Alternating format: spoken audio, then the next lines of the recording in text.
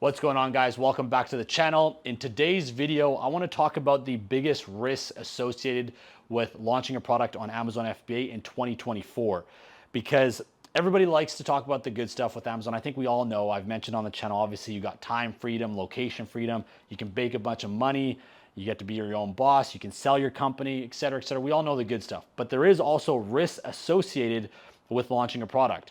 Just like any other business out there in the world, there's risks.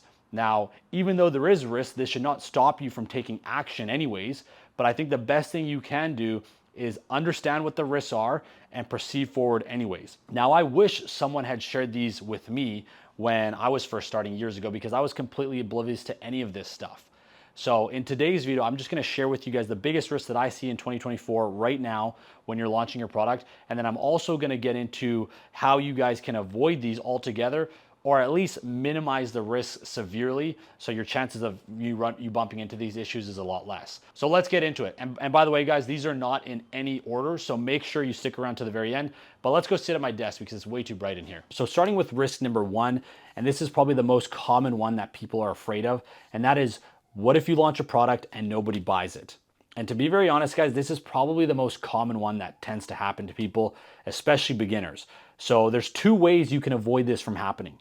The first way is by buying a course. And I know some of you are gonna be like, oh yeah, he's just promoting his course. I don't care if you buy my course, guys. You probably should, but buy somebody else's course. Just buy a course that teaches you how to do it. I bought 2 courses before I started Amazon FBA, and honestly, they were invaluable. One, the cheap one kind of sucked, but the expensive one actually taught me a lot, right? Like, I wouldn't know what to look for in a product if I didn't buy that course.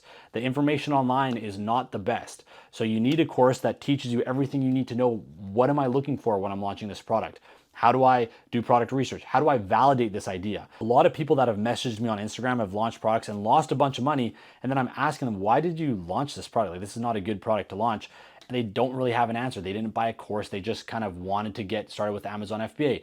But I can tell you right now, you're gonna lose a bunch of money. So it's better that you just invest a little bit of money, understand what you're looking for before launching a product. Now, the second way you can avoid this from happening, or at least minimize this from happening, is don't buy so much inventory. Now, when I first started, I fucked up because the course that I bought told me to buy 3 months worth of inventory, which was like 7,000 or 8,000 units. And I listened to it, and long story short, I ended up getting stuck with like $10,000 worth of inventory, and it didn't go well for me. So ever since then, I only ever buy anywhere from 150 to 500 pieces. It really depends on your product and how many are they selling per month, but somewhere in that range, like 150 or 200, all the way up to 500, that can help you minimize your risk, because now rather than buying 3,000 pieces right off the bat, you're just buying a small amount. You can get away with launching a product for maybe 3,000, 4,000, rather than committing 10, 15 grand to launch this product. So if things don't go well, you minimize your risk. You only lost a couple of grand, which in the big scheme of things, guys, is not the end of the world. I know some people don't want that to happen, but you will learn so much from your mistakes, more than you will from just sitting on the sidelines and doing nothing. But best case scenario, you can avoid those mistakes by obviously taking a right course, learning the proper steps, getting some mentorship if that's what you need, and just not making those mistakes right off the bat. Moving on to risk number 2, and this is the big one: hijackers. And this is very personal to me. If you guys have been watching my channel, you know I've dealt with this personally, and it's really screwed me over with one of my products. And this is a risk out there. And to be honest, I never really even thought of this as a risk. I know people talked about it, but until it happens to you, you don't really understand the severity of this. So if you guys don't know what a hijacker is, it's essentially when your product is doing very well, but you don't have a trademark registered yet, a Chinese counterfeit seller can jump on your listing and steal your buy box, meaning they're saying they're selling your product for significantly cheaper than you. So when people come to your listing, it's all your pictures and your listing essentially. And then when they click buy, they're actually buying it from this Chinese manufacturer rather than buying from you. So this can totally mess up your business. And there's a few ways to avoid this from what I've learned. Now, the only real way to actually 100% protect yourself is by getting a trademark. But you have to remember, it takes 1 year for a trademark to get registered, and your trademark must be registered to be able to remove them fully. But there is some other ways that I learned to be able to get rid of them. Number 1, try to launch a product that is not easy to replicate. So whether that means getting custom packaging, obviously definitely put your logo on the product because that makes it harder to replicate. Also, try to launch something that's a little bit heavier, not something that's so cheap, because you have to remember these hijackers are shipping these products from China all the way to the US. So if your product's not something that's super light, maybe it's a little bit of weight, maybe it's a little bit bigger than normal, most hijackers will avoid hijacking these type of products.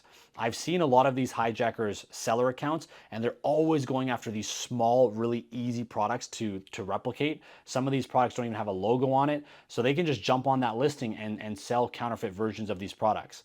So to avoid this, obviously, definitely register for a trademark as fast as you can. As soon as you know your product is doing well, register for that trademark. It does take time to get it actually registered. And then also try to launch something that's a little bit bigger, that's a little bit heavier, and that just is harder to replicate. Something that's not super basic. Put your logo everywhere you can on the product. That will make it much more difficult for them to hijack your listing. Now let's talk about risk number 3, and that is storage fees. And this is something that I don't think a lot of people know about, or they just haven't thought about this. So you have to remember, when we're ordering our products from China, we send them to Amazon's warehouse and they're staying in Amazon's warehouse. Now this is great because Amazon's taking care of all the fulfillment. It makes our lives so much easier. We can go relax. Amazon does all the work for us. But this comes with a cost.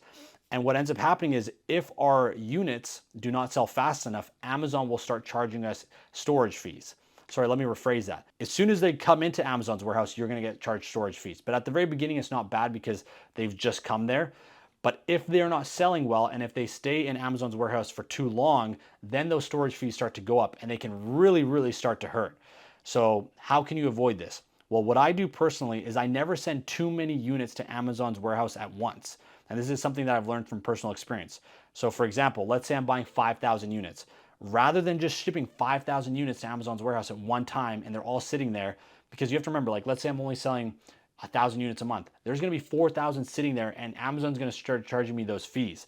What I'll do instead now is, rather than sending all 5,000, I'll send, let's say, 1,000, and then 2 weeks later I'll send another 1,000, and I'll spread out my shipments over time rather than just sending them all at once. Or for example, I could do 2,000, 2,000, 1,000. Right? Split up the shipments so that way there's never that many units in their warehouse at one time. And now this is only really an issue that you'll have if you're buying a lot of inventory. If you're just buying 200 pieces, 300 pieces at the beginning, you don't have to worry about this too much. But once you start getting into those bigger numbers, into the thousands, then definitely you need to make sure you're splitting up those shipments. Risk number 4, product quality issues. So you've bought a product and let's say you went with the wrong supplier or something happened and the quality is not up to par, the customers are not happy. This is very common in some cases, especially if you're trying to go for the cheapest product and the cheapest supplier out there, but this is also very easy to avoid. So number 1, you can just make sure you're working with a very good supplier. I've made a video on my channel talking about how to find the best suppliers, so you can go back and watch that, but make sure you're working with a high quality supplier. Number 2, obviously make sure you're ordering samples before you make your mass order. This is common sense, guys. Order samples to receive the product, check the quality, right? That should help you feel confident that this is a high quality product. And then third, last of all, make sure you're doing a product inspection. So after you've ordered your sample, you're working with a good supplier, they've made the mass order. Now before they ship that order from China to Amazon's warehouse, hire a product inspection company to go in there and inspect all the goods. That will show you whether they messed up on certain things. These inspections are very, very thorough and they're not that expensive. They're only like 120 bucks USD. So there's no reason why you should not be doing a product inspection. And this will almost 100% minimize your risk of there being too many product quality issues. And then last but not least, risk number 5, and this is a very big one, that is negative reviews. Even if you have a good product, if you start getting too many 1-star reviews, this could be a freaking business killer. 100%, if you get too many 1-star reviews, it's gonna start decreasing your sales, and that could kill your business. In 2024, customer feedback is so important. Everybody looks at reviews before they buy something. So how can you avoid this from happening? Well, there's a few things you can do. Obviously, make sure you have a high quality product. That's a given. We just talked about that. But also, you need to make sure you have good customer service and you're over delivering with your product. So customer service, anytime someone's messaging you, make sure you answer them. If you're starting to get too many returns, figure out why people are returning your product and fix that for your next batch of inventory. And then as far as over delivering to your customers, make sure the product that you're launching meets the customer's expectations. And a very good example I can give you guys is whatever the product is that you're launching, make sure you're actually using it how the product would be used. So for example, let's say you're launching a backpack to go camping. make sure you go and use that backpack while you're camping, right? Most people, and I've done this before, where you get the product and you're like, oh yeah, this is good, it looks good and sturdy, but you haven't actually used it how you're supposed to use it. So what ends up happening is maybe you didn't test it out how it was supposed to be used, and then people go out and they start putting wear and tear on this product, and it doesn't hold up. And they're like, hey, it looked nice when I bought it, but as soon as I actually started using it for the purpose that it was supposed to be used, it's shit. So that's a very important tip for you guys. Whatever the product is that you're launching, use it how it needs to be used, and maybe give it a few days before you actually make that final order. Test the sample properly, and then you know, okay, this actually works, then make your mass order. So there you have it, guys. Those are some of the biggest risks that I'm seeing with Amazon FBA private label in 2024. Really nothing to worry about, guys, nothing to scare you.